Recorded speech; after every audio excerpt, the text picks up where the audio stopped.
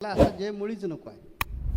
तो काय म्हणतो बघा की असा जय मुळी सगळ्यांना मारायचं, मुडदे पाडायचे, खून करायचे त्यांचे आणि रक्तबंबाळ करून सगळ्यांना संपवून टाकायचं आणि असा मिळणारा जय मला नको. ताईंनी सांगितल्याप्रमाणे अर्जुन इथे कसा आलाय, भ्रमित झालेला आहे आणि तो स्वतः बडबडतोय. भगवान कृष्ण शांतपणे ऐकतायत, काय चाललंय ते बोलू दे, जे काय त्याच्या मनात येतंय ते बोलू दे. या सर्वांचा वध करून जे भाऊ भोगायचे आहेत ते काय बाबा मला भोगायची इच्छा नाही आहे, त्या देवा मला युद्ध नाही करायचं, स्वतःच चाललंय. या असल्या सुखाशिवाय ते दुःख, मला युद्ध नसलं तरी चालेल असं तो म्हणतोय. आम्ही पाहिजे तर दुःख सहन करू देवा, आम्हाला राज्यपिजे नाही मिळालं ना, 5 गाव देणार नव्हतं, नको. सुईची आग्रह तो देणार नाही ना, सुईची आग्रह मावेल एवढी सुद्धा जमीन देणार ना, चालेल, पण आम्हाला हे बाबा वाईट करून नको आहे राज्य. ते किती तो व्याकुळ झाला आहे आणि त्याचं भावनाशील मन किती उच्च कोटीला जाऊन पोचलं आहे. आपण काय म्हणालं असतं, माझी जमीन घेतली का त्याने?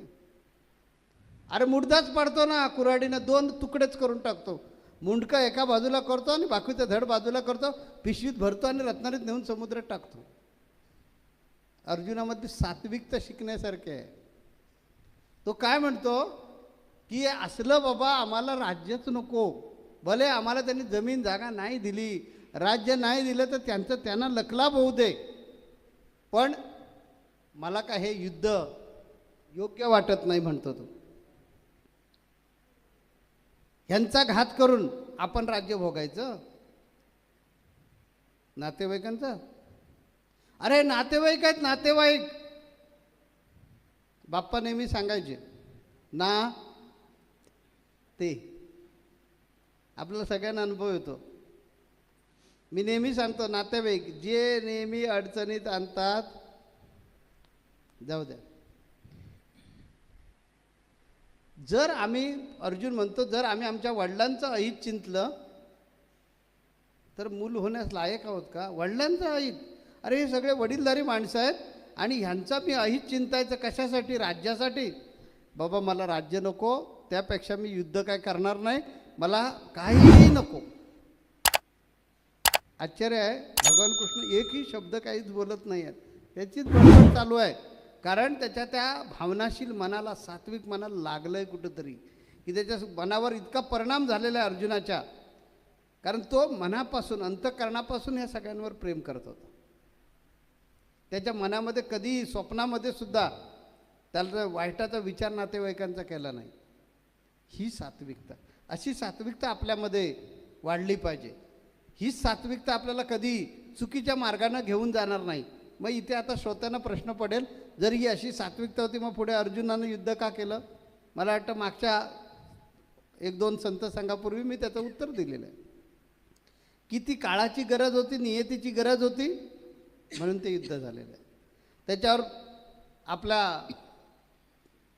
ह्याने ताईंनी पण चांगलं हे केलेलं आहे की हे जे युद्ध आहे, हे युद्ध, गौराताईने त्याच्यावर सांगितलेलं आहे की हे युद्ध जे होतं ते सूड घेणारं युद्ध नव्हतं. द्रौपदीची मानहानी केली म्हणून मी तुझा बदला घेणार, तू मला राज्य देत नाहीस म्हणून बदला घेणार, असला काही प्रकार नव्हता. जो समाजामध्ये दंभाचार माजला होता, अत्याचार माजले होते, अन्यायकारक वृत्त्या वाढल्या होत्या, त्यांचा नाश करणं आवश्यक होतं आणि ते राजकर्त्याचं काम आहे आणि ते भगवान श्रीकृष्णानं अर्जुनाच्या माध्यमातून करून घ्यायचं होतं. म्हणून हे युद्ध शेवटी घडलंय. पण तत्पूर्वीची जी अर्जुनाची भावना आहे, अर्जुनामधला जो सात्विक भाव उमाळून जो आलेला आहे, तो इथे भरपूर काही शिकवण्यासारखा आहे. म्हणून मला वाटतं ज्ञानेश्वर माऊलींनी सुद्धा त्याच्यावर प्रचंड ओवाळलेलं आहे. मगापासून म्हणण्यापेक्षा आतापर्यंत जवळजवळ 3-4 संत संघामध्ये तेच चालू आहे. अजूनही अर्जुन बोलतोय, अर्जुन आपल्या मनातली खंत व्यक्त करतोय. हे एवढं ज्ञानेश्वर माऊलींना विस्तृत किंवा विस्तारपूर्वक लिहिण्याची आवश्यकता काय? मला वाटतं याच्यातून ज्ञानेश्वर माऊलींना आपल्याला काहीतरी बोध द्यायचा असेल, काहीतरी सांगायचं असेल की माणसानं कसं जगलं पाहिजे, की इतकं सात्विक जगलं पाहिजे. अर्थात तुम्ही उच्च कोटीला गेलात की ती सात्विकता पण गळून पडत असते. जसं पांडव जेव्हा मोक्षाला गेले ते सगळेच नाही गेले ना, फक्त धर्मच गेला. बाकीची भावंड जी होती, अर्जुन पण गळून पडला, द्रौपदी पण अर्ध्या रस्त्यात गळून पडली, नकुल सहदेव पण गळून पडले, फक्त एकटं धर्मराजाच गेला आणि त्याचा कुत्रा गेला. तसं ज्यावेळी तुम्ही उच्च कोटीला जाल त्यावेळेला ती सात्विकता पण उपयोगाची नाही.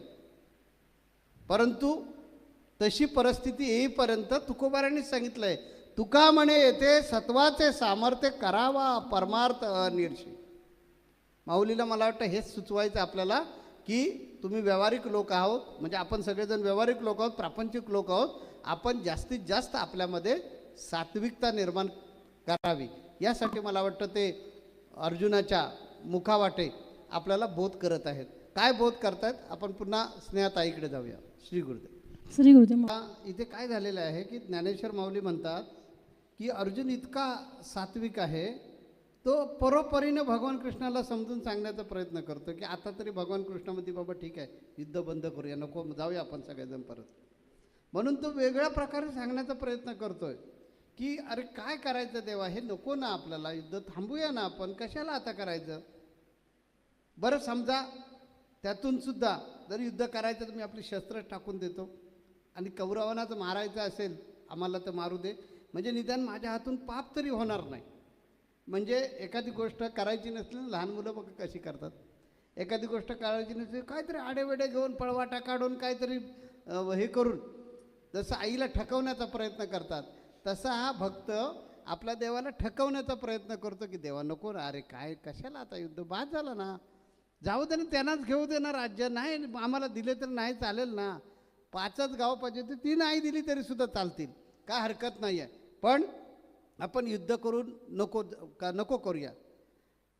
एवढं सगळं होऊन सुद्धा जिवंत राहण्यापेक्षा आणि हे सगळं डोळ्यानं बघण्यापेक्षा आपली शस्त्र टाकून देतो ना, कौरवांचे बाण आमचा शरसंधान करू दे ना देवा, त्यांच्या हातून मरण आलं तरी चांगलं, पण वधाचं पाप आम्हाला लागायला नको.